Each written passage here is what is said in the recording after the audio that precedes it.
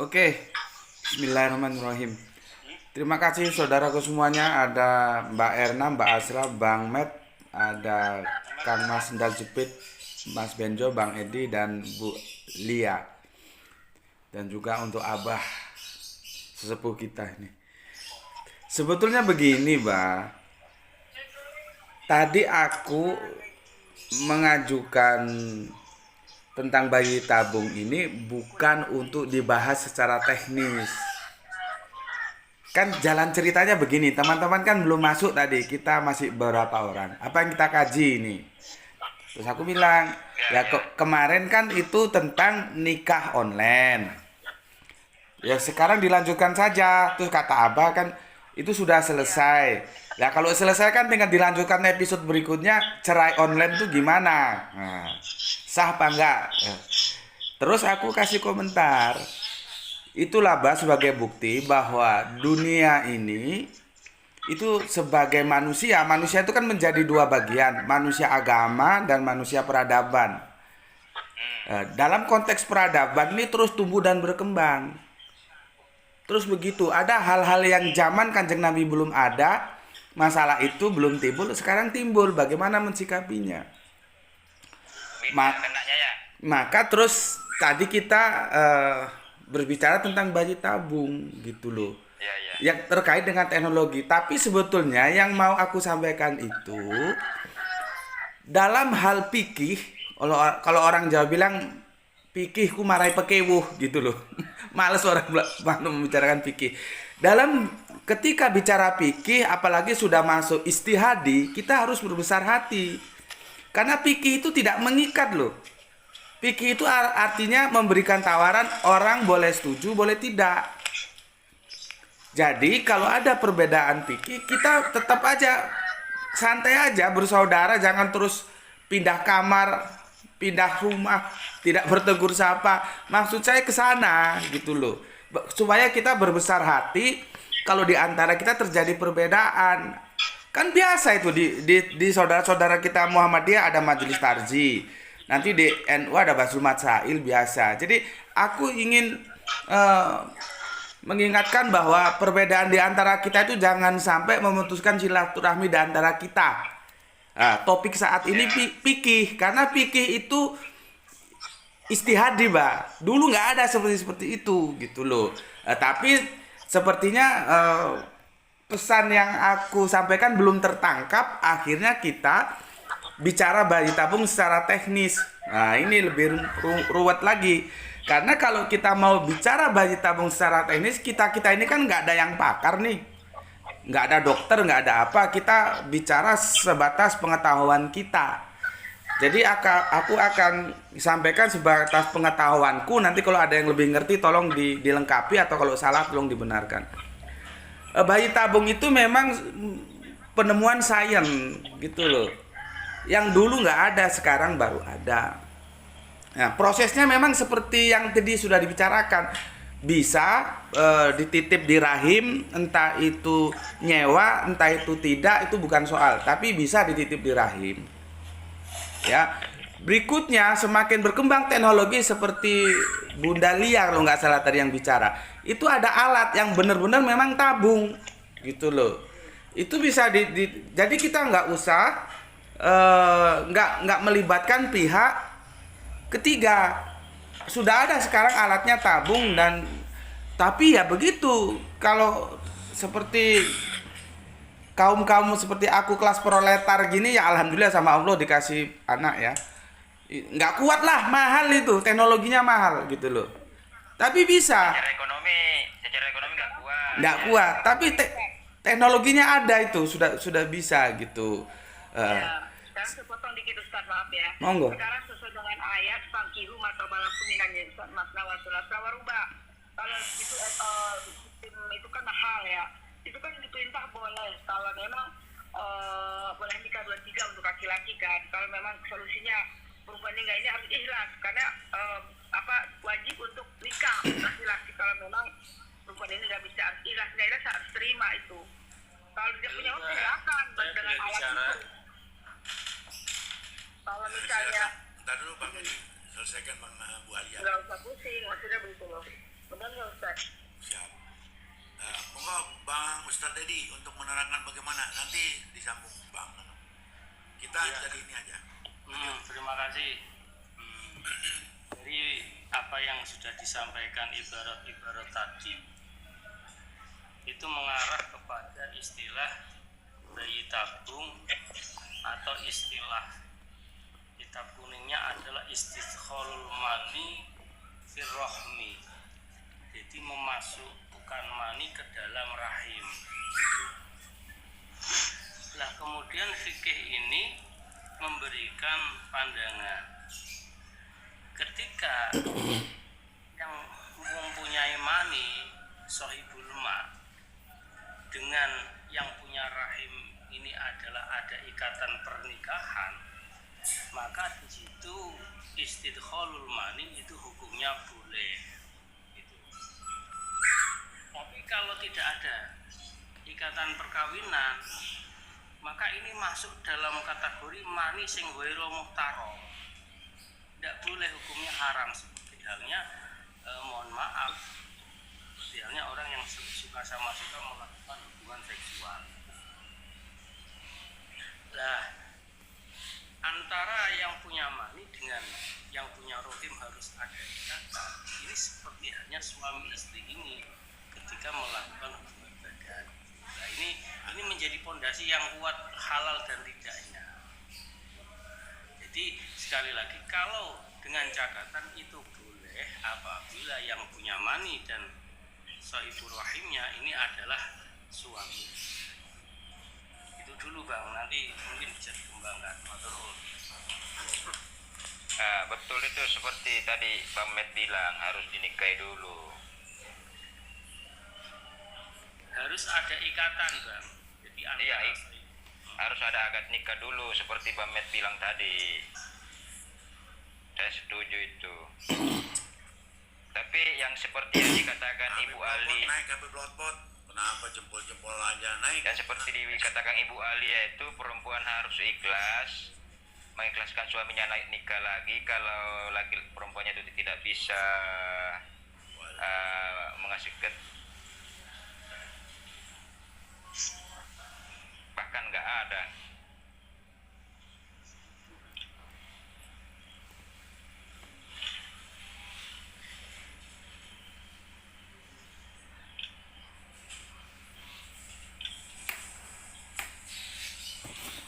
Lanjut. Bah, abah, kulo pamit sih, bah, arep nyambut gawe, matur suwun nggih. Oke. Terima kasih ya. Turunkan Mbak. Assalamualaikum. Waalaikumsalam. Bang, iya.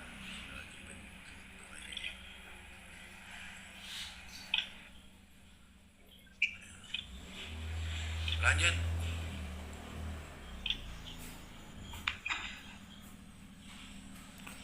Assalamualaikum Bang. Waalaikumsalam.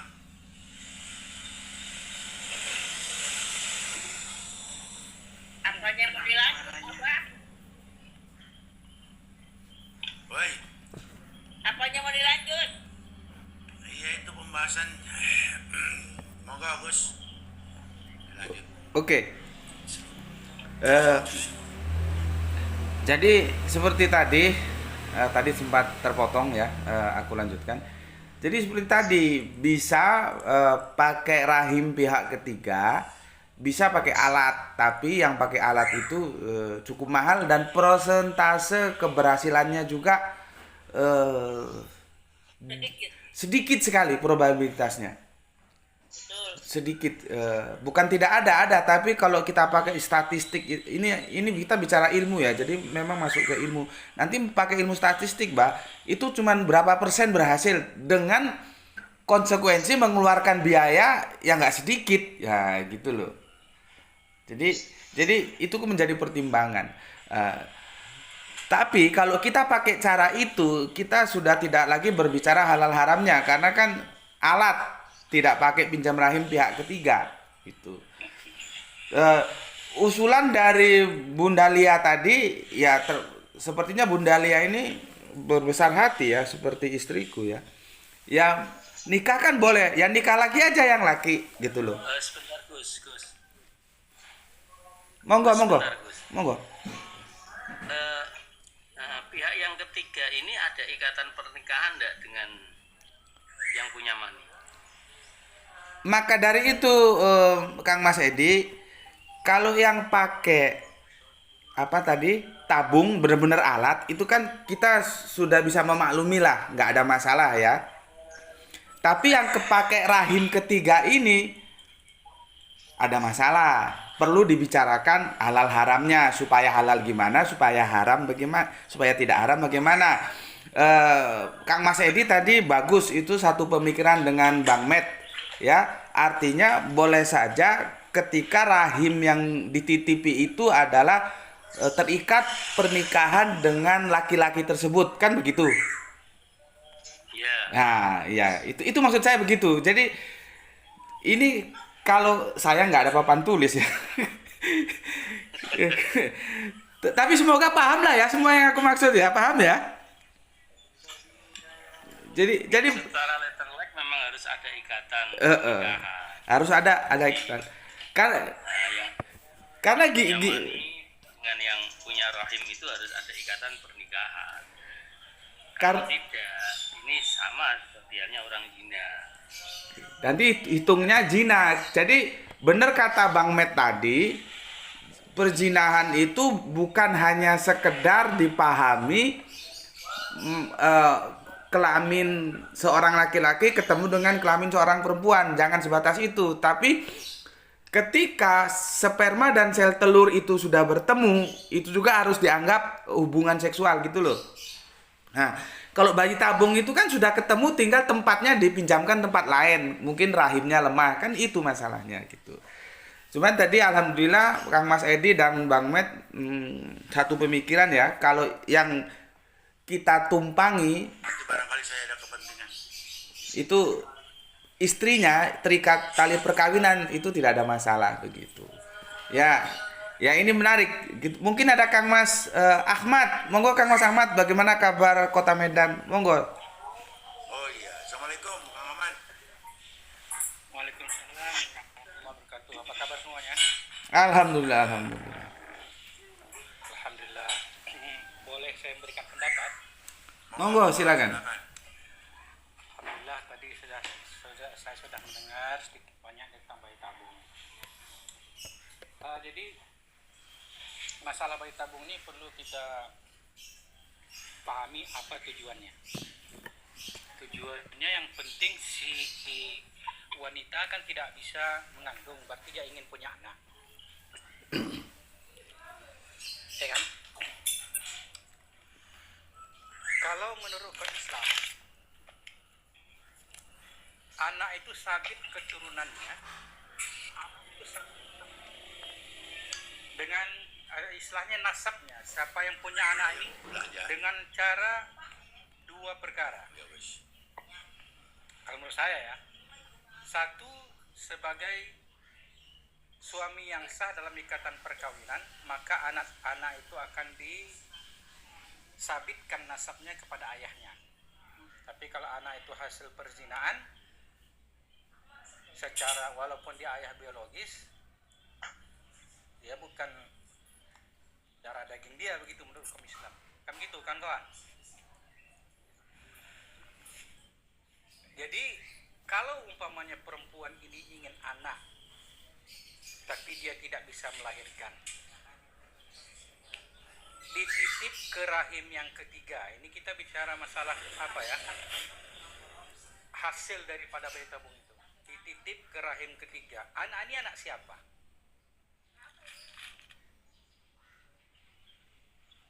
Coba para asatidz, seorang suami istri, Anaknya yang punya itulah, yang punya apa namanya bibit itu. bukan yang punya bibit, yang punya rahim, karena pernikahannya tidak sah. Oh, Misalnya si Ahmad menikah dengan Fatimah, si Fatimah tidak bisa melahirkan, maka dipinjamlah rahim si Zainab tanpa perkawinan nih, dipinjam rahimnya. Anak yang lahir di rahim si Zainab milik siapa? punya si laki-laki. Milik Zainab. Tidak, Tuna Zainab, karena tidak ada Intisab ikatan kepada Zainab.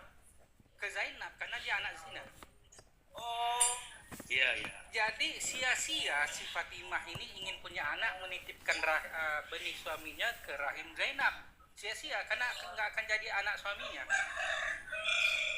Makanya Isa ibnu Maryam, bukan karena zinanya, karena tidak ada ayahnya, maka nasabnya ke Maryam. Jadi kalau umpama dititipkan ke rahim ketiga, ya sia-sialah tujuan membuat bayi tabung ini bagi Fatimah. Tapi kalau bagi si Ahmad juga sia-sia karena bukan anak dia.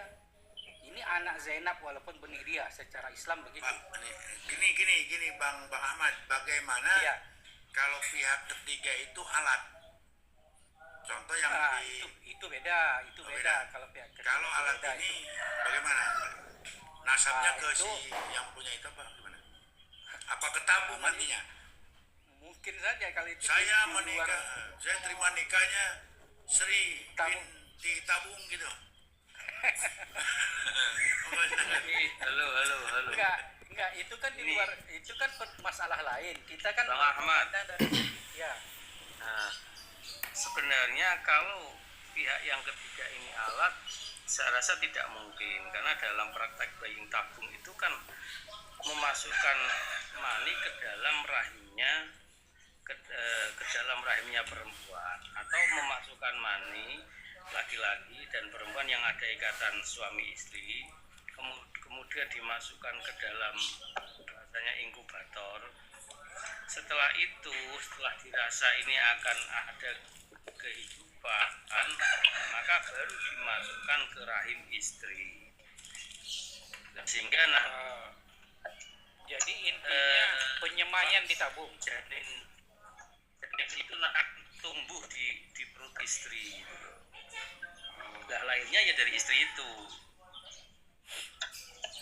Jadi ya seperti yang saya katakan tadi, berarti tabung itu hanya penyemaian benih, lalu tumbuhnya tetap di ladang rahim gitu ya istilahnya.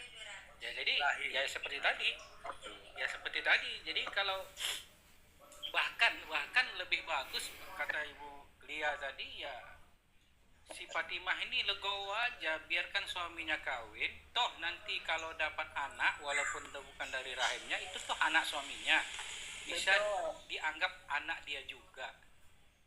Itu kan jalan solusinya, daripada pakai Iya. tabung-tabung segala kan Iya. nggak ada di hukum, mending begitu aja. Iya, karena Tapi tujuan yang bayi masalahnya tabung, siapa yang mau Iya, siapa betul. gitu loh. iya betul, kan tujuan bayi tabung tadi kan si Fatimah ingin anak kan. Iya. Tapi tidak tercapai dengan bayi tabung itu, tetap tidak tercapai apabila dititipkan ke rahim orang lain, itu tetap tidak tercapai. Malah dua pihak dirugikan sini, si suami tidak dapat nasab kepada anak tersebut dan dia pun otomatis tidak dapat juga. Yang dapat hanya si Zainab. Cumanapun dalam hukumnya anak ini anak Zainab, kecuali ada ikatan perkawinan.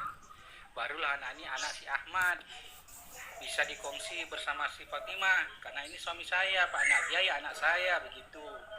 Jadi sia-sialah kalau umpamanya bayi tabung ini dititipkan ke rahim ketiga tanpa ada ikatan akad nikah. Jadi begitu menurut pendapat saya. Assalamualaikum. Bisa bicara boleh? Silakan Bunda Alia. Assalamualaikum warahmatullahi wabarakatuh. Jadi gini ya solusinya ya. Kalau kata saya ya, pendapat saya, kalau kita melalui sistem bayi tabung pakai di rumah sakit itu kan mahal, membutuhkan biaya 1,5 M. Kalau punya duit silakan, kalau nggak ada kan otomatis nggak mau lah harus suami nikah lagi. Nggak pun nikah lagi, kasihan suami, karena yang namanya pernikahan mengingat anak, harta nggak ada guna kalau nggak ada anak. Ya anak ini nomor satu ya. Maaf kayak saudara saya juga ada, dia ini tahfiz Quran ya, istrinya ini nggak mau dia dipoligami, nggak mau suaminya nikah. Akhirnya yang namanya laki-laki penasaran, di usia mau 60 Ustadz, dia nikah dengan umur 40, membuahkan anak. Istri ini nggak minta cerai. Yang laki ini ya lebih dia nikah dapat anak, karena apa, udah tua kan menginginkan anak menuju surganya Allah yang mendoakan dia. Sampai anaknya ini hafiz Quran sekarang kelas 4 itu 7 juz, 15 juz, kelas 3 SD. Itu kan Allah kasih, makanya kita sebagai perempuan harus memahami, apalagi kita hafal 30 juz, harus memahami apa dengan fangkihu atau balakum minan nisa masna wa thulatha wa ruba'. Kalau di itu nggak ada perempuan mau dipoligami, tapi kita ini dong, terima keikhlasan kita harus ada. Nggak harus hafal Quran ini kita keikhlasan nggak ada, berarti dalam amalannya dengan istighfar, tahajud dan segala macam nggak dia laksanakan. Kalau dia laksanakan, keikhlasan akan timbul, nggak menjamin orang hafid Quran ini lugowo untuk suami poligami. Jadi mohon pengertian sebagai istri, siapapun orangnya, kalau ingin ikhlas, jalur langit tempuh. Nanti akan timbul suami, silakan. Kita dosa sebagai istri. Solusinya itu aja Ustaz, untuk pribadi saya ya. Karena apa? Kita cegah-cegah pun kita dosa. Surganya istri di suami. Insya Allah di balik itu akan ada hikmahnya. Allah pasti akan kasih. Jangan kita serakah sebagai perempuan. Pengen menguasai suami. Pada akhirnya suami nikah juga. Kan nyesel kita perempuan. Harusnya udah logowo, udah punya anak misalnya ini. Nggak apa-apa di poligami. Apalagi kita ada harta. Ini yang kita hafal ini ada harta. Buat apa? Harta nggak dibawa mati kok. Mempunyai yayasan besar. Buat apa juga? Suami nggak senang. Akhirnya dia cari yang lain. Anaknya hafiz Quran. Itulah yang membuat kita dibilang dalam fangkihu atau balakum itu kan mencari keturunan. Kalau misalnya nggak ada keturunan, silahkan nikah. Mau nggak mau harus wajib itu nikah suami. Kalau misalnya suami nikah nggak ada anaknya juga, ya udah berarti udah hilang penasaran lah, katakan memang Allah udah takdirlah seperti itu. Penyesalan nggak ada dua kali, nggak ada ke depan. Pokoknya intinya dosa juga sebagai seorang istri kalau tidak mengizinkan istrinya suaminya untuk menikah lagi. Kalau ada duit ya silakan aja, kayak seperti Pak Ino Daratista. Berapa ember dia untuk bayi tabung? Nggak apa-apa kalau kita ada dana. Kayak yang itu ya, kayak sudah itu dia sampai banyak uang, tapi kenapa nggak dikorbankan untuk bayi tabung? Spermanya untuk dibuahkan di rumah sakit itu kan bisa. Cuma nggak ada kepikiran ke situ. Karena saya nggak deket. Kalau itu saya deket, saya kasih tahu. Kalau udah nikah udah cerai ya udah. Kayak gitu. Ya kalau banyak duit silakan. Kalau nggak ada ya izinkan suami. Solusinya seperti itu aja. Ustaz, nggak usah bertele-tele lah. Ujung-ujungnya kan duit juga yang bicara sama keikhlasan hati seorang istri. Bunda, ini lama-lama ceritanya tentang menuju ke arah poligami deh. Ya iya. Itu gimana lagi? Kalau dilihat duit kan tinggi sekali, sampai setengah M, sampai 1 M. Kalau ada dana silakan. Kalau nggak ada suaminya, istrinya gimana? Memaksa, mau apa namanya? Mau bunuh diri, mau gantung diri, mau menangis darah. Tetap Allah progresif, tetap Allah yang punya. Udah logo aja, memang Al-Quran ada suruh 2, 3, 4. Kan jaminan surga istri yang mau dipoligami. Udah nggak usah pusing hidup ini, harta anak semua titipan. Alhamdulillah. Mantap Bu Lia ini mantap ini. Nggak usah Aku dibahas lagi. termasuk orang yang subur, maaf ya. Iya, nggak usah dibahas lagi, udahlah. Udah yang lain aja, yang itu nggak penting. Bahas Itu pasal bagi, satu itu bagi wanita-wanita yang nggak subur, Abang. Enggak, Jadi nggak usah dibahas. justru begini ya. Dan kemudian lari ke apa namanya, ke poligami ya. Lah, Kalau bisa silakan aja. makanya Islam itu adalah disebutkan Islam itu adalah sempurna karena ada solusi yang paling elegan. Kan gitu. Ya diantaranya tadi di samping juga itu adalah nasabnya halal, jelaskan tanpa masalah, yaitu dengan cara fangkihu atau balakum minan nisa'i masna wa thulatha wa ruba'. Kan gitu. Iya. Satu.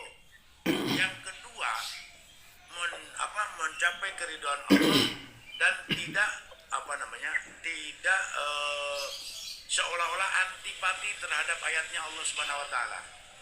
Karena sebagian orang Islam padahal dia yakin Quran itu adalah benar, ya kan? Tapi ketika membaca fangkihu atau balakum minan nisa itu seolah-olah dia itu alergi. Nah, ternyata Allah Subhanahu wa taala memberikan solusi itu dan itu dibolehkan serta itu adalah yang terbaik. Nah, itulah berarti konklusinya itu konklusinya. Nah, Solusinya. Sebentar dulu, Bah. Jangan dikonklusi dulu. Gini lagi, saya tambahin lagi dulu, Bang. Saya tambahin lagi bagaimana dulu. menurut Gus Dik? Oke. Ini setamai dulu sedikit lagi. Monggo, Setamai monggo. dulu Bang. Iya. Biasanya kan kalau orang nikah nih ya, setahun, 2 tahun, 3 tahun belum punya anak, dia pancing dengan memungut anak saudara. Biasanya tuh dengan pancingan itu suka ada, ya biasanya entah 5 tahun kita berumah tangga, pas mancing pengambil anak orang apa saudara, pas itu hamil, itu suka ada terjadi seperti itu. Kalau memang kita usaha bisa seperti itu ya silakan. Kalau misalnya memang enggak, ya tadi itu kalau punya duit ya silakan. Rumah sakit prosesnya kan beta bumi. Kalau nggak ada duit ya itu mau bagaimana lagi? Udah nggak ada solusi lagi bang. Mau sabar ya udah lu bawa sampai meninggal suami istri. Yang penting suami ikhlas gak punya anak, ya udah mau ngapain hidup bikin pusing. Kayak gitu bang. Mau ujung-ujungnya tetap juga bang, pangkihu atau balakum minani sama selama sulata waruba. Kalau enggak ya dia punya duit ya dia kalau ini tabung setengah miliar atau 1 M. Kalau istri banyak duit ya silakan, suami banyak duit ya silakan. Buat apa, duit juga dia bawa mati kok. Anak juga yang mendoakan anak soleh ke depannya. Kalau kita bisa didik dia dengan agama, dengan ketakwaan kita pada Allah, insya Allah Allah akan kasih semuanya. Perjuangan kita Allah juga akan lihat kok. Begitu aja, hidup ini ya harta semua titipan gitu aja. Udah. Gimana Gus? Oke. Monggo. Gimana? Taruh dulu Bang Ben. Oke. Bismillahirrahmanirrahim. Jadi begini, kita kan tidak tahu ya, mungkin di antara 26 peserta diskusi ini ada yang sama Allah masih diuji, belum punya keturunan, mohon jangan tersinggung ya.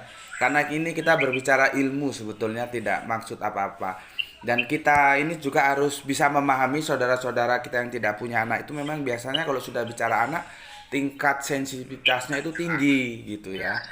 Ya, jadi begini. Pertama, subhanallah, Bunda Lia ini punya pemikiran yang sama dengan istri saya tentang poligami itu adalah sesuatu yang tidak usah dibikin ribet gitu ya. Jadi Bunda Lia ini kalau aku bilang Sarah modern, Bunda Sarah modern. Jadi begini, kita merujuk kepada bagaimana cerita rumah tangga Bapak Abraham atau Bapak Ibrahim kalau bahasa kita ya. Aku awali dengan sebuah hadis. Kanjeng Nabi mengatakan walat zamrotun kolbu. Anak itu buahnya hati. Jadi kalau kita punya anak sih kita nggak merasakan hadis ini begitu subhanallah ya. Tapi bagi saudara kita yang tidak punya anak, hadis ini benar-benar subhanallah. Bagaimana Kanjeng Nabi mengatakan walat zamrotun kolbu. Jadi anak itu buahnya hati. Benar Bunda Lia tadi. Kita punya apa-apa saja, punya perusahaan, punya deposito, punya tanah sekian hektar, tapi kalau nggak punya anak, gimana? Kan jadinya tetap aja tidak ada kepuasan dalam hidup ini. Disitulah pentingnya anak. Nah, kita sekarang kembali ke Bapak Abraham. Bapak Abraham itu kan Babylon. Bunda Sarah itu juga Babylon. Itu yang menyebabkan kenapa orang Israel lebih putih daripada orang Arab. Kalau orang Arab, bundanya itu orang Mesir sedikit hitam. Dari Bunda Hajar. Kita bacanya Hajar, kalau di sana kan Hagar. Jadi G berubah menjadi J. Itu nanti bahasa lah ya. Gitu. Kenapa sih Bunda? Dan Bunda Hajar itu sebetulnya bukan budak loh. Cuman dalam Alkitab dikatakan budak. Itu harus diperdebatkan lagi. Karena tidak mungkin ya seorang raja sekelas Fir'aun ngasih hadiah kok budak. Itu logikanya tidak masuk gitu loh. Nggak masuk, tapi itu nantilah ya kita bicarakan. Setelah dikasih hadiah itu kepada Bapak Abraham, terus dibawanya oleh Bapak Abraham, Bunda Sarah kan lama tidak memberikan anak, tidak memberikan keturunan. Maka Bunda Sarah itu meminta Bapak Abraham untuk mengambil Bunda Hajar sebagai istri keduanya. Itu atas kemauan Bunda Sarah. Tolong dipahami ceritanya. Jadi bukan Bapak Abraham yang memulai, tidak gitu loh. Jadi Bunda Sarah ya sudahlah, ambil dia sebagai istrimu gitu. Nah, terus melahirkan Ismail, melahirkan Ishak seperti yang kita tahu seperti itu. Itu artinya ada solusi gitu ya. Cuman ini nggak adil loh cerita ini. Mungkin untuk episode besok kita ceritakan dari sudut pandang laki-laki. Bagaimana kalau laki-lakinya yang mandul? Jadi jangan memposisikan wanita dalam posisi yang terjepit. Ah, kita harus fair kan. Cuman saat ini kita bicarakan wanitanya dulu. Nanti kalau lakinya gimana kan gitu. Oke. Nah itu yang perlu dibahas itu bang. Karena kalau laki-laki kan bisa wasa-wasa seterusnya ya. Tapi kalau perempuan kan nggak bisa. Ayo. Kata Mama Dede gini, Ustadz, kata Mama Dede gini, kalau suami kita memang tidak akan nggak bisa membuahkan, itu istri berhak untuk minta cerai. Kata Mama Dede, saya pernah dengar kayak gitu ya. Terus solusi yang tadi masih ada satu lagi, Ustadz. Saya punya tetangga itu 15 tahun nggak punya anak. Saya bilang, coba kamu bawa olahraga, kamu makan buah kiwi yang cepet. Itu rahim kan kadang-kadang ada kista. Yang bikin itu kadang-kadang perempuan ini nggak paham. Dianggap sepele aja nih rahimnya ini. Yang suami juga nggak paham kan, nggak ngerti. Harus sebagai istri ini harus paham. Kemana kita? Kok karena kita nggak hamil kenapa? Itu pakai yang dokter yang bagus, mahal nggak apa-apa, yang penting puas. Itu kadang-kadang rumah sakit itu maaf, seperti puskesmas, seperti rumah sakit yang biasa-biasa itu kadang USG-nya itu kurang jelas. Jadi kalau yang bagus itu kan sama sebenarnya ya, kalau kita berobat itu langsung kelihatan ada penyakit nggak di kita, ada kista.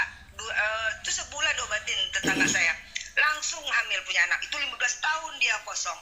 Makanya waktu itu sampai saya ditraktir nasi goreng ya itu, saking dia bersyukur kena punya anak itu di hadapan dokternya itu, bersyukur banget dia. Sampai ponakannya juga sama, sampai kena virus kucing 3 kali virus kucing itu, keguguran terus. Kan gimana solusinya?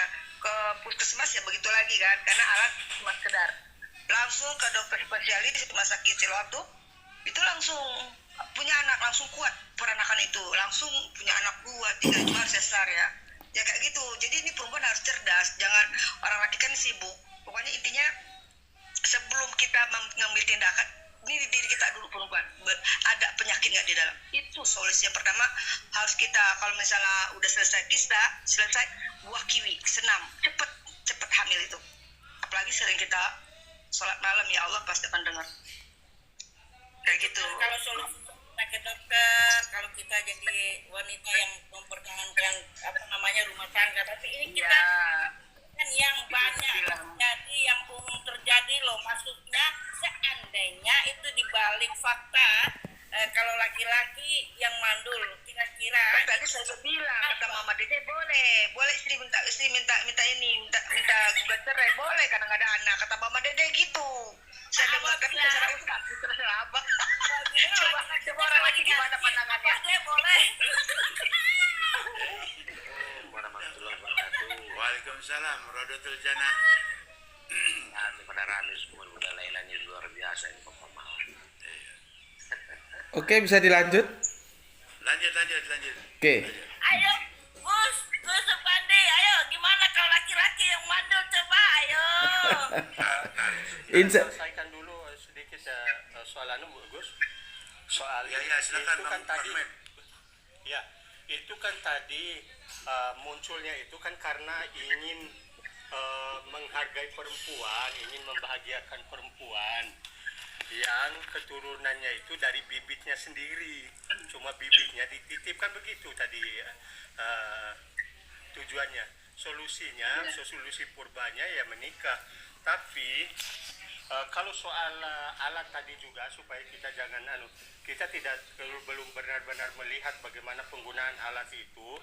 Jangan-jangan sebab sepengetahuan saya secara teoritik baru sampai ini aja orang melakukan pembuahan di luar aja, nanti tetap titip ke rahim, walaupun juga bisa diambil kembali lalu dibesarkan di dalam tabung pembesaran itu.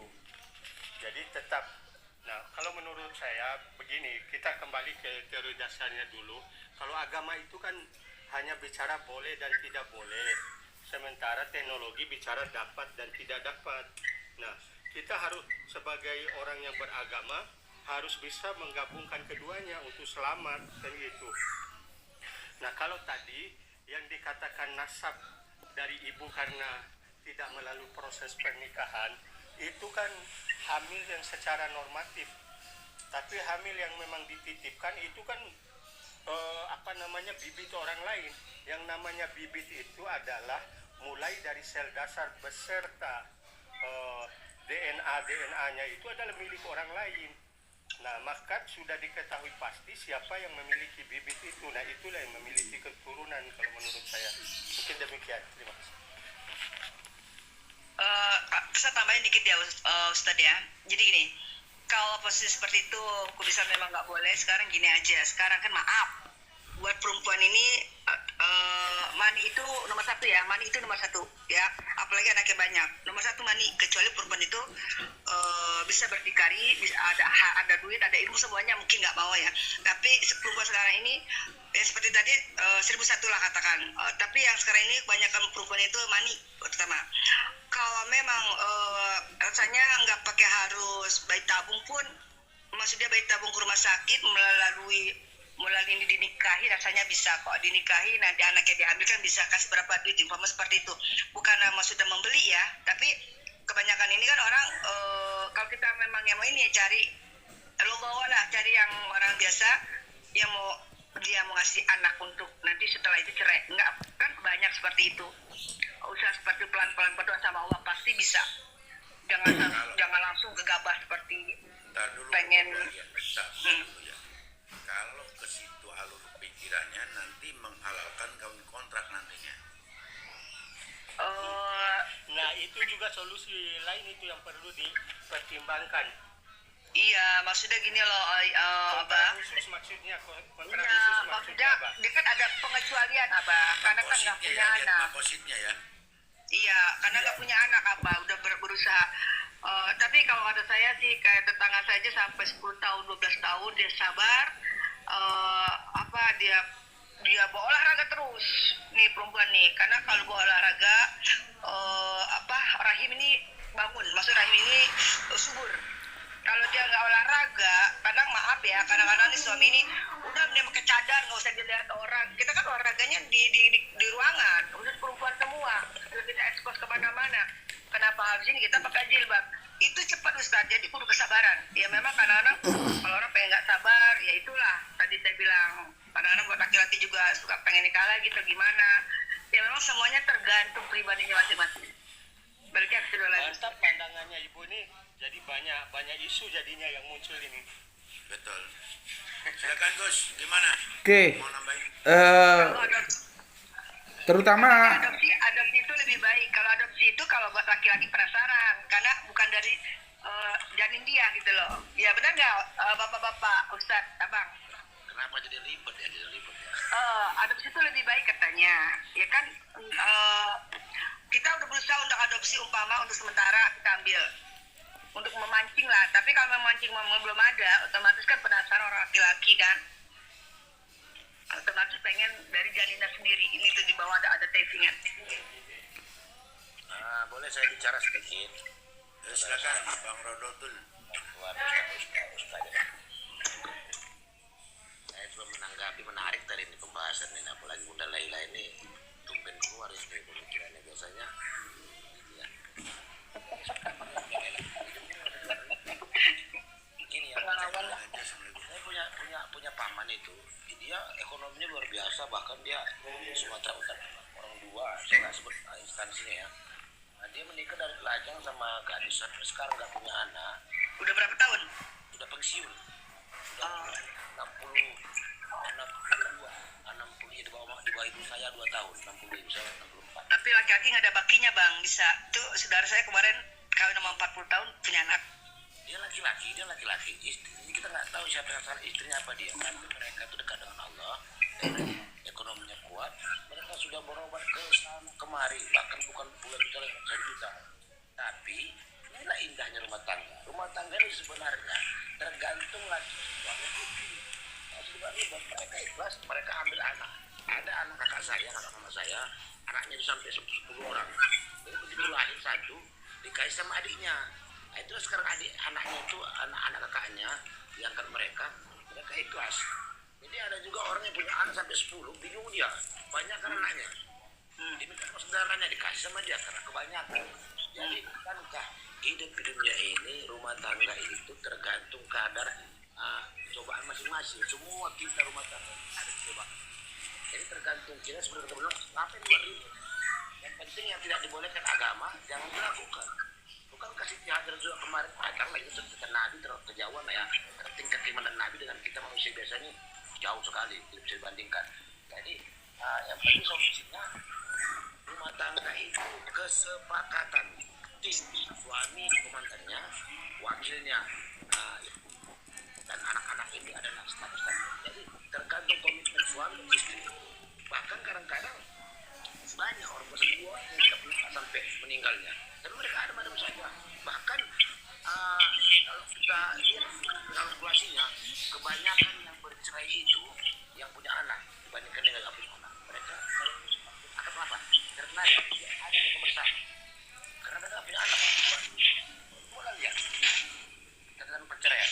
Yang nggak punya anak itu berapa persen yang cerai? Ya sampai dari lajang sampai gadis. Ini kita fakta saya nggak cerita agama ya. Ini kita cerita analogi fakta di lapangan. Jadi sebenarnya seperti kata Bunda itu, menurut saya, analogi saya, rumah tangga itu cobaannya ada saja dari mana mereka Allah. Tapi tergantung komitmen berdua. Itu aja. Yang mau bertabung silakan, kalau dibolehkan agama, kalau banyak duit silakan. Yang mau anak silakan. Yang mau mancing dari aduh jalan silakan, mau berobat. Kita disuruh berikhtiar. Tapi kalau ketika mereka sudah berikhtiar tercapai tidak ada, berarti udah kontraknya udah takdir mereka tidak punya anak. Nah itu menurut saya tergantung manusia yang begitu lah kira-kira. Ya. Jadi gini Ustaz, kita ini bicara kebanyakan umumnya gitu loh. Yang kayak seperti itu 1001 ya. Kita ini kebanyakan umumnya. Kalau kita sama ratakan seperti mereka, mungkin nggak ada laki-laki yang nggak penasaran nikah lagi atau kayak gimana. Karena anak udah punya anak aja nih. Anaknya perempuan 4 semuanya. Masih dia nikah lagi, punya anak laki-laki. Itulah orang namanya manusia ini nggak ada kepuasan. Apalagi dia nggak punya anak. Penasaran ini pasti ada. Sebentar sedikit lagi ya, ini fakta sedikit lagi ya. Ada tetangga saya, ini saudara-saudara semua ya, ini ilmu kedokteran. Dia menikah 10 tahun tidak punya anak, dan mereka memutuskan untuk bercerai. Setelah bercerai, si suami menikah lagi punya anak, si istri menikah lagi karena orang lain punya anak. Berarti tidak ada yang salah. Berarti ini dalam penilaian itu mungkin ketenangan hati dalam rumah tangganya dia belum dapat. Karena ngaruh ketenangan kita dalam mengandung itu ini harus press, perempuan press, laki-laki press pikirannya itu mungkin terjadi seperti itu. Kalau dilihat dari ilmu kedokteran ya, nggak akan jadi sebuah sperma yang karena kalau mencair aja sperma itu nggak bukat itu bisa pengaruh, nggak akan untuk mempunyai anak itu agak sulit. Dari sperma seorang laki-laki itu bisa seperti itu, perempuan juga sama. Jadi harus benar-benar ini harus benar press untuk menuntut anak, nggak boleh stres. Orang istri, suami juga sama. Itu untuk membuahkan hasil menjadi anak seperti itu. Ya saya tahu saya dari dokter itu. Makanya dibilang kalau istri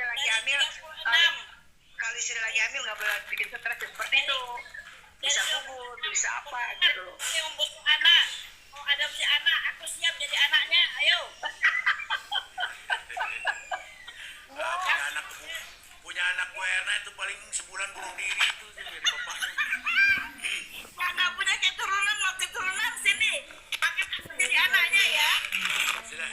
Silakan dulu. Turun ini sinyal tuh Kang Rodotul tuh. Muter-muter terus tuh. Itu tadi Bu Azhar Wajih mana? Jatuh lagi ya?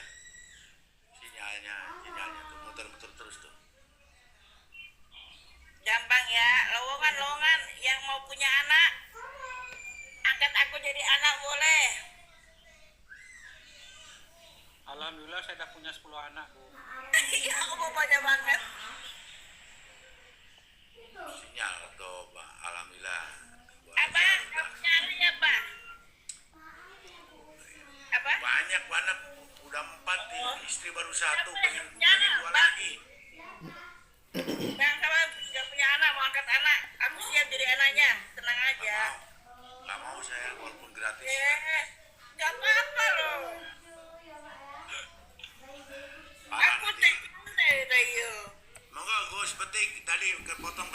mohon maaf. Oke.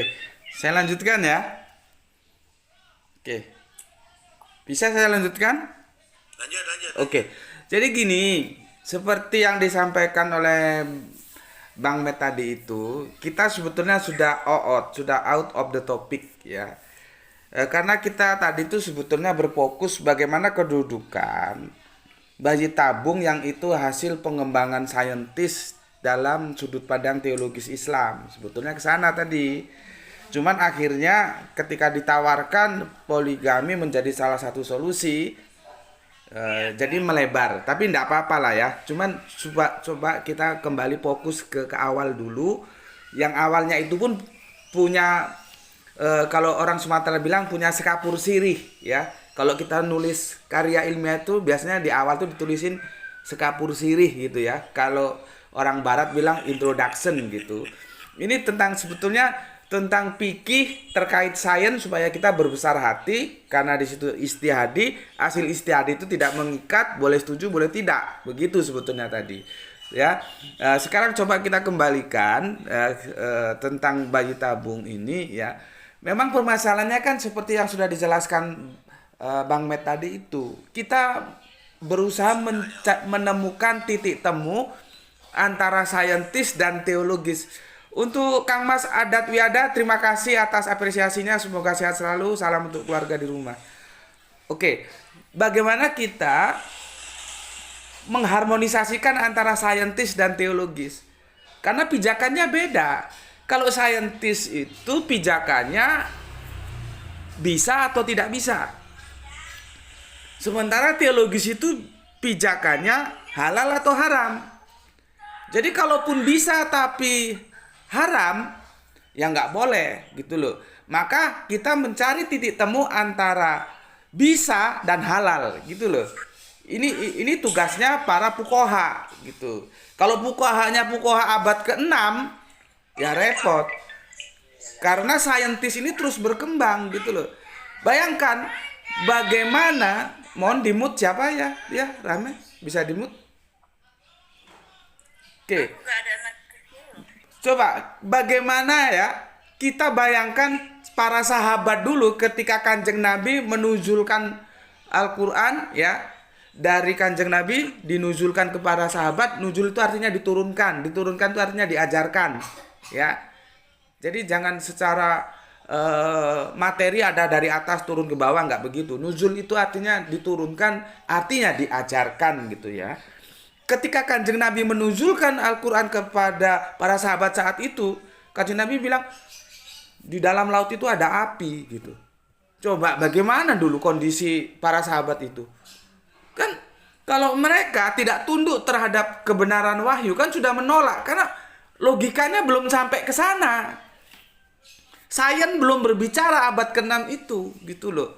Kan orang akan menolak loh. Di dalam laut yang airnya begitu banyak kok ada api, ini Nabi ini gimana sih? Kan jadinya begitu. Cuman kan mereka orang-orang yang tunduk patuh sami'na wa ata'na kepada Kanjeng Nabi. Makanya Al-Quran menjelaskan, kalau kamu belum tahu tunggu saja penjelasannya. Dan sekarang kan sains sudah terbuka. Kalau gue nih, kalau pulang ke Sumatera naik bis malam lewat Pantura, itu kan di pinggir pantai ada pengoboran minyak lepas pantai, itu keluar api dari dalam laut. Jadi sudah terjawab. Tapi kan sekarang, lah bagaimana dulu para sahabat itu coba? Tapi karena mereka sami'na wa ata'na kepada Kanjeng Nabi, akhirnya ya sekarang terjawab gitu. Nah, makanya kembali lagi, kita ini hidup di zaman saintis yang terus berkembang, mencari titik temu antara bisa dan halal gitu loh. Sama dengan makanan. Kalau makanan kita biasanya ribet di halalnya doang. Kita lupa Al-Quran itu memberikan 2 syarat tentang makanan itu, halal dan toyib. Tapi toyibnya kita kan lupa. Kajian-kajian fikih juga begitu. Halalnya aja yang dibahas itu halal haramnya. Nanti haram ada 2, haram secara materi, haram dari cara mendapatkannya. Tapi jarang membicarakan toyibnya. Jadi ada sesuatu yang terlupakan gitu. Nah, sekarang ini semakin menarik lagi ya, tentang bayi tabung itu aku seperti tadi ada penjelasan kalau rahimnya itu dari istrinya laki-laki itu tidak ada masalah, kan begitu ya. Tapi kalau itu dititipkan kepada perempuan yang tidak ada ikatan pernikahan, kan begini itu, sperma laki-laki ketemu dengan sperma perempuan yang suami istri, tetapi rahim istrinya itu tidak mendukung ya, maka itu boleh dititipkan ke rahim yang perempuan tapi juga istrinya, gitu loh ya. Kita tadi sudah sepakat kalau itu dititipkan ke perempuan yang bukan istrinya atau tidak ada ikatan pernikahan, itu kita semua tadi sepertinya sepakat haram ya. Tapi nggak tahu kalau ada yang nggak sepakat ya monggo-monggo saja, karena ini juga kan seperti aku bilang tadi ya, yang namanya fikih apalagi istihad itu tidak mengikat. Itu memberikan tawaran solusi, kalau setuju ya ambil, nggak setuju ya jangan diambil, begitu aja gitu. Dan kita harus berbesar hati. Besok mungkin atau kapan kita akan diskusikan lagi tentang cloning. Nah, Islam kan harus memberikan jawaban. Pernah dulu aku berguru fikih sama Kiai Maksum itu ya.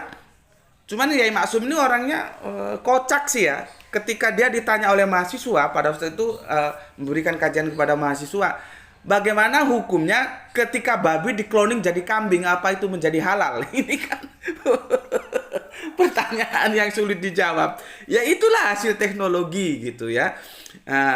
Atau besok kita bahas tentang bagaimana kalau yang bermasalah itu yang lakinya. Kalau ini tadi kan kita memposisikan wanita yang bermasalah. Ingat ya, para sahabat itu ketika mau berangkat perang itu saling menitipkan istrinya loh. Nanti para ustadz-ustadz di sini bisa jelaskan itu. Para sahabat itu mau berangkat perang, dia pilih sahabatnya yang kira-kira dia percaya ya bahwa akidah anak dan istrinya tidak akan berubah. Dia pilih itu. Nanti mau berangkat perang dia saling menitipkan itu. Nanti kalau gue syahid, anak dan istri gue lu nikahi ya gitu. Itu demi menjaga akidah sampai sebegitunya gitu. Jadi inti dari semua ini bagaimana akidah itu bisa tetap terjaga. Oke, berikutnya ini sekedar cerita, mau percaya mau tidak, tapi faktanya begitu. Ini terjadi di tanah Madura begitu. Ada sepasang suami istri tidak punya anak, gitu loh. Kultur Madura itu kan kulturnya konservatif ya, konservatif. Jadi kita tahulah, mereka tidak lari ke dokter tapi lari ke kiai, gitu ya. Nah, kiainya kasih saran, disuruh cerai biar wanitanya dinikah laki-laki lain. Nah, nanti kalau sama laki-laki lain itu sudah dicerai lagi, baru kamu nikahi lagi gitu. Dan benar Mbak, ya kultur Madura itu kan sangat hormat terhadap kiai, ya. Jadi mereka pergi masalah anak juga ke kiai, gak ke dokter gitu. Karena tunduk terhadap kiai, akhirnya dilakukan dan bercerai mereka dan si istrinya dinikah laki-laki lain, dan setelah dicerai dinikah lagi sama suami pertamanya dan akhirnya punya anak. Ya, bagaimana penjelasan saintisnya? Waduh, aku tidak mampu itu. Oke, di sini dari aku monggo teman-teman dilengkapi ya. Terutama yang perlu digarisbawahi, sahabat-sahabat para nabi dulu kalau mau berangkat perang saling menitipkan istrinya kepada sahabatnya yang dia anggap atau dia percaya. Nanti kalau gue syahid, istri gue lu nikahi ya, gue titip anak lu. Sampai sebegitunya. Monggo silakan. Gus, kalau tadi Gus ngomong itu yang orang Madura itu kira-kira hukumnya apa ya? Kemudian dia menikah lagi, dikawinkan lagi dengan orang lain, setelah itu dia menikah lagi dengan orang lain, kemudian Yang penting lah. Halal karena nikahnya halal. Sekarang boleh saya ngomong sedikit. Kata Gus bagus, pendapat Gus bagus, ke Kiai ya. Tapi maaf ya, saya ingin tanya kepada laki-laki, apakah bisa seorang laki-laki, kalau saya perempuan saya nanya ya ke orang laki-laki, apakah bisa pasutri ini dilakukan di kala pikiran orang laki-laki ini stres atau nggak tenang? Apakah bisa dilakukan dengan secara enjoy, secara yang bisa akan membuahkan suatu hasil yang kita inginkan? Katanya kepada laki-laki, ya. Karena apa? Karena ketenangan pikiran ini juga pengaruh sekali. Kalau selama hidupnya selalu dipengaruhi kerjaan, pikiran yang lain-lain, itu pun dalam pastinya pun pasti kurang menikmati, sehingga akan menimbulkan agak sulit untuk membuahkan hasil yang kita inginkan. Maaf saya tanya pertanyaan seperti itu karena itu sangat pengaruh sekali ya.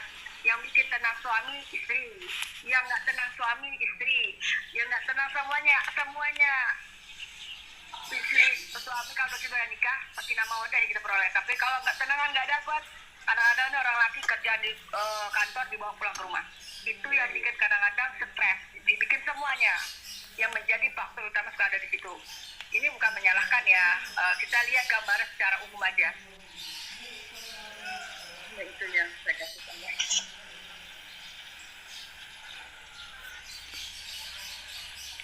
Ayo Bang Met, dijawab Bang Met.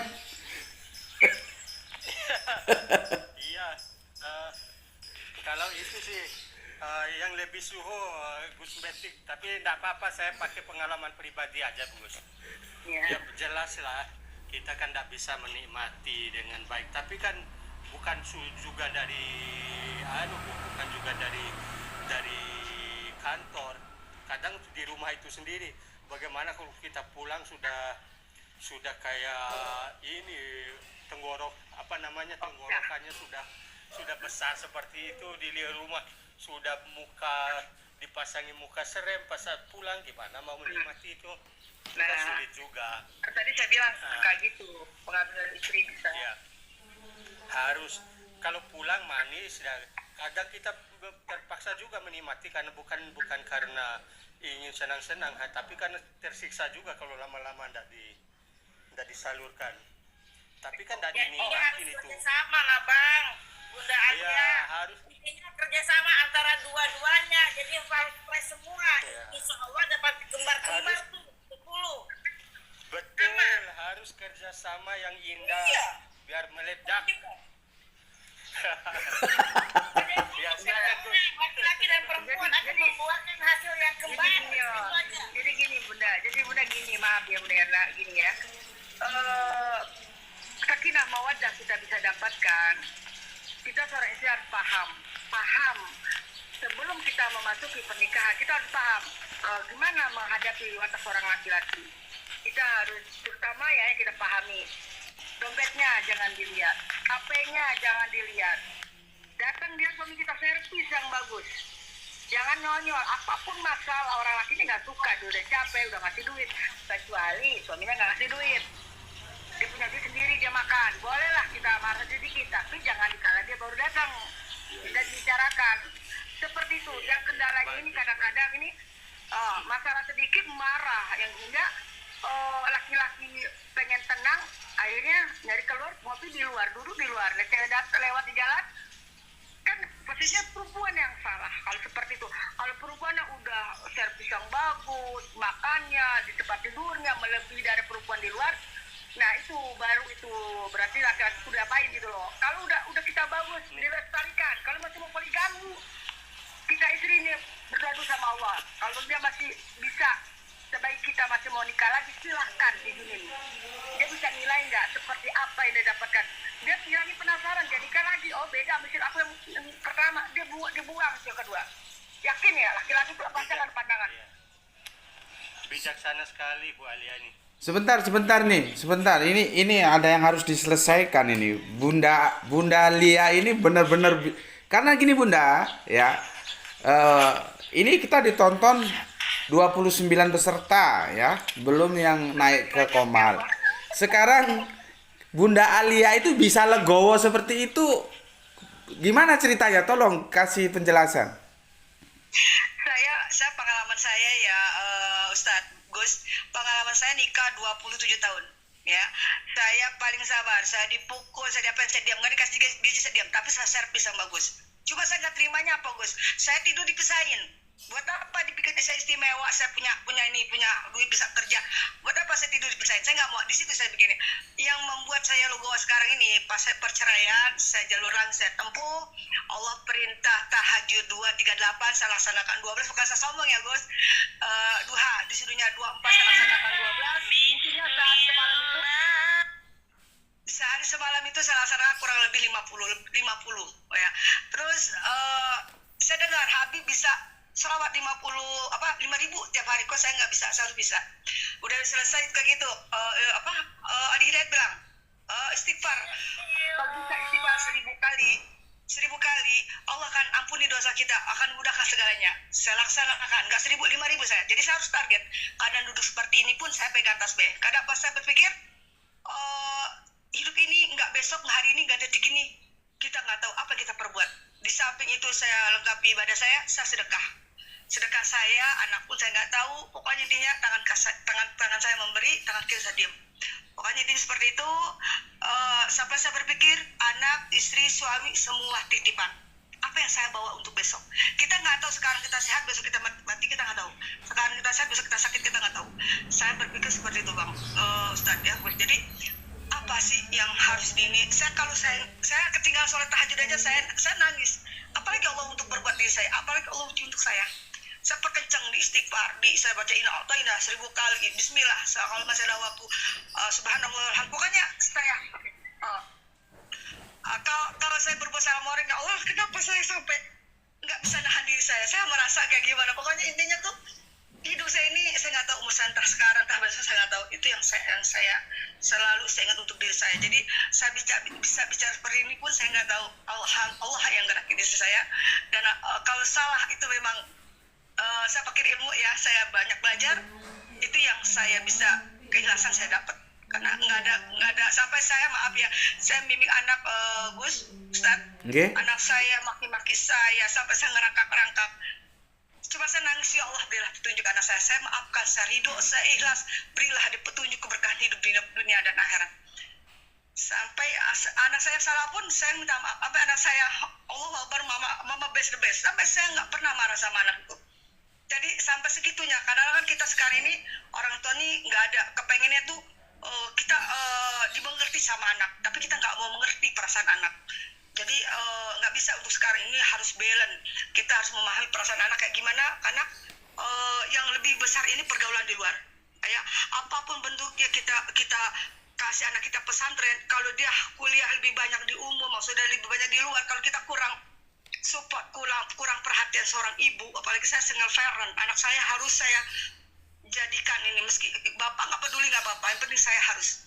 Sampai mobil pecah pun saya peduli di mana pakunya itu ada, saya harus cari. Saya bilang, saya nggak mau anak saya ini nggak apa-apa, duit bisa dicari tapi nyawa anak saya nggak, karena anak inilah yang akan mendoakan kita untuk di akhirat nanti. Itu aja, itu yang paling saya hadapi, Gus. Nggak mau saya untuk sombong ya. Tadinya bakat saya juga ngaji, selawat, atau maksudnya agak ceramah dulu tuh masih muda ada ya, tapi nggak berkembang karena saya punya suami nggak menjadikan saya untuk lebih baik lagi, tapi membuat saya untuk saya diceraikan, bukan saya menceraikan. Karena kalau kita cerai, kita menceraikan suami, harga diri suami itu di mana? Saya udah berusaha untuk lebih baik, untuk berusaha baik, tapi Allah tunjukkan memang dia nggak baik buat saya. Ya udah, saya terima. Alhamdulillah dengan perceraian ini, dengan setemu jalur langit, saya minta umrah di bulan puasa Ramadan, Allah kasih. Anak saya minta mobil, Allah kasih. Saya entah dari mana, itu nggak banyak, cuma keberkahan yang saya rasa gitu. Sampai sekarang, besok saya berangkat tanggal 2, saya minta doanya daripada Gus, Ustaz semua, saya mau haji. Amin. Yang kedua kali,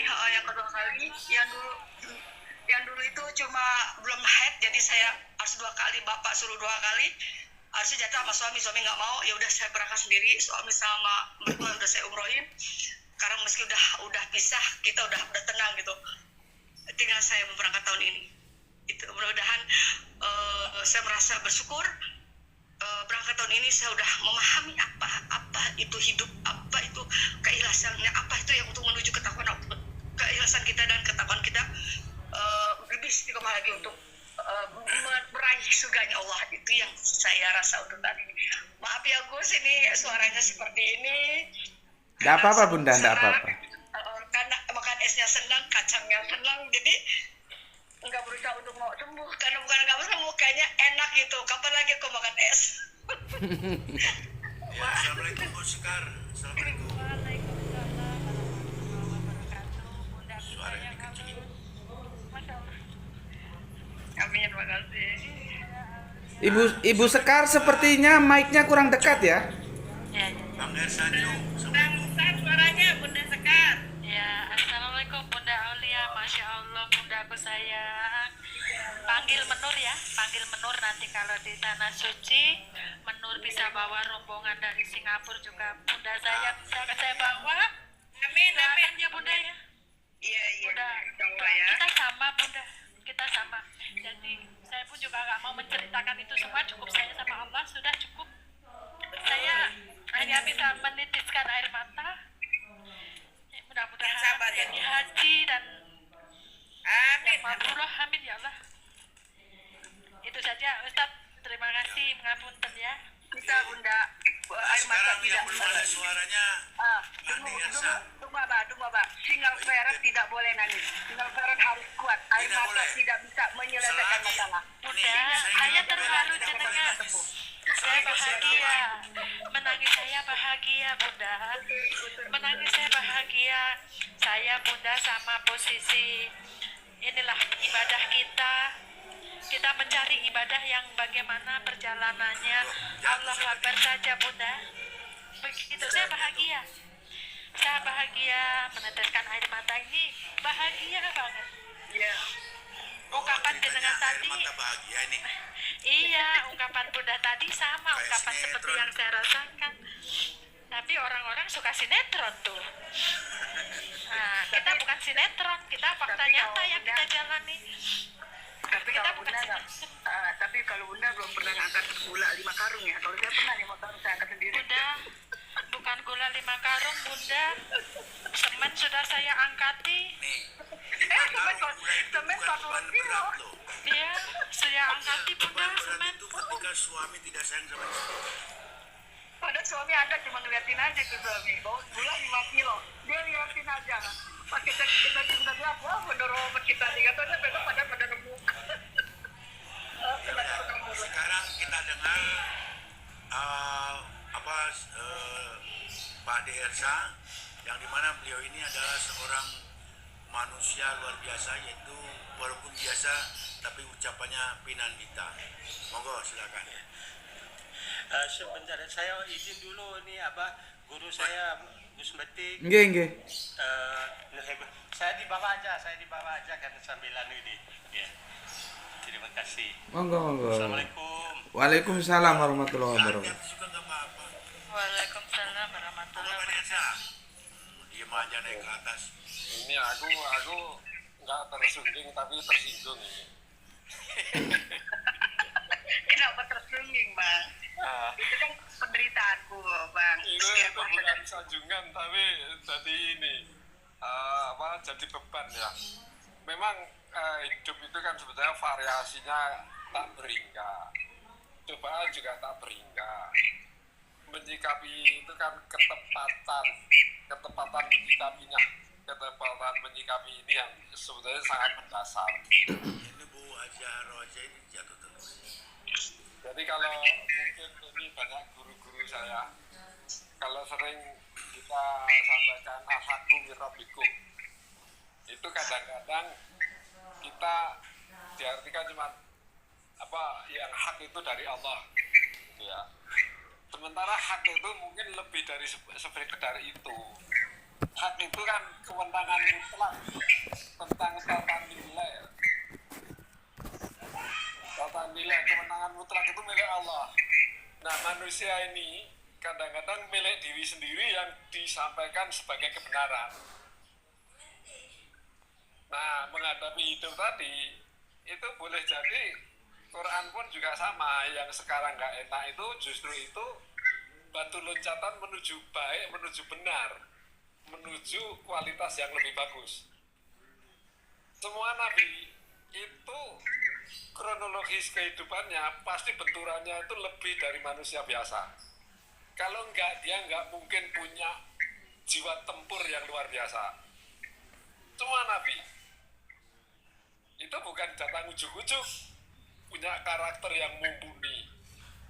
Jadi kalaulah tadi tentang hidup siapa Ibu Lia, terus Mbak Benur, nah itu pasti benturannya juga luar biasa karena mau diangkat menjadi sosok yang luar biasa. Tapi ketepatan menuju luar biasa ini bukan milik manusia. Kita usaha al-haqqu min rabbikum, usaha mencari yang hak dari Tuhan itu seperti apa. Kita proses. Mungkin itu aja deh. Nanti terlalu banyak yang ini. Di sini itu sedikit tambahan saja. Terima kasih. Assalamualaikum. Al-haqqu min rabbikum fala takunanna minal mumtarin. Kebenaran itu datangnya dari Allah, maka jangan jadi orang yang ragu-ragu. Ya, baik. Assalamualaikum Bang Bonto Siregar. Waalaikumsalam. Bagaimana? Nunggu. Mohon diterangkan Bang, kenapa dikatakan Islam sebagai agama solusi? Ya. Abang ini muslim apa non-muslim? Non-muslim Bang. Oh iya, Non-muslim. sudah dari tadi nih. Abang, boleh nggak aku tambahin tadi dikit nih dari penjelasan Bang apa tadi? Bang Esa ya. Bang Esa. Kenapa kita perempuan ini katakanlah abang-abang bilang ini bisa kelihatan kok bisa hebat gitu ya. Kita berpikir seperti ini. Kita sering dengar dari ceramah-ceramah di Hidayat, Ustaz Somad. Beliau bilang apa? Kata Allah, hanya kamu yang mampu menghadapi beban ini. Hadi Hidayat nggak mampu, kamu yang mampu. Kata ini, Allah akan naikkan derajat. Itu yang bikin kita kencang untuk ini. Allah nggak akan kasih beban ini kalau kamu nggak mampu. Itu yang bikin kuat kita. Itu juga kita berpikir juga kenapa bisa istiqomah segala macam untuk ikhlasan kita bisa terima. Kita berpikir apa umur kita nggak hari ini, nggak detik ini, nggak besok. Itu yang memperkuat kita untuk istighfar, untuk zikir, untuk selawat. Disitulah. Nah ini saya mau menjawab Bang Bonto. Kenapa Islam agama solusi? Ya, ini kita mohon maaf dulu ya. Saya mau menjawab. Ini begini. Di Islam, ketika ada suami istri, itu kehidupannya tidak. Sedangkan rumah tangga itu yang paling pertama adalah ingin mencapai ketenangan, ketentraman, yang dimana di situ ada kehadiran anak. Nah, jadi bagaimana solusinya ketika istri ini, suami istri tidak mempunyai anak? Nah, maka tadi yang diangkat adalah apa hukumnya bayi tabung? Nah, menurut Islam, maka tadi sudah diterangkan intinya bayi tabung itu kalau itu adalah dititipkan kepada rahim orang lain tanpa pernikahan, maka itu haram hukumnya. Tetapi ketika kepada alat yang pihak ketiga ini sebuah alat, di situ maksudnya tabung berbentuk mesin dan lain sebagainya, itu dibolehkan kan gitu. Nah sekarang kenapa Islam solusi? Karena di Islam boleh menikahi 2, 3, dan 4 itu adalah solusi. Maka di antara solusi tadi, ketika suami istri tidak membuahkan anak, maka dibolehkan untuk menikah lagi. Dan gitu. Nah sekarang mungkin nantinya pertanyaan gini, solusi apa di dalam Kristen ketika ada menemui kebuntuan demikian? Begitu Bang maksudnya. Bagus, Metik lanjut. Gini nih, Bah. Saya waktunya limit, mungkin bisa besok lanjut lagi ya. Ada sesuatu yang harus dikerjakan ini. Dan saya ucapkan terima kasih untuk semuanya. Semoga diberi sehat semuanya dan kita bisa lanjutkan. Mungkin besok tentang cloning. Masih banyak. Sebetulnya begini, kalau ada saudara kita yang di luar Islam juga tidak ada masalah kan, tinjauannya ini sains gitu. Cuman tadi akhirnya merujuk ke solusinya poligami, memang itu nanti berbicara syariat itu Kang Lai Bontor Siregar ya. Cuman sebetulnya kita ini melihat dari sudut pandang sains seharusnya tadi begitu. Oke, Mbak, aku terima kasih, dan untuk semuanya ada Bunda Erna, Bunda Azhar, ada Bunda Sekar, ada Pak Ersa Jo, ada Lai Bontor Siregar, mau lihat godang tuh hamuna sudelaiku, ada Kang Mas Hutir Debu dan Bunda Laila. Abah terima kasih atas waktunya, sampai ketemu lagi besok insya Allah Bang ya. Ini mau sami-sami mau ikhtiar ini. Amin amin. Assalamualaikum warahmatullahi wabarakatuh.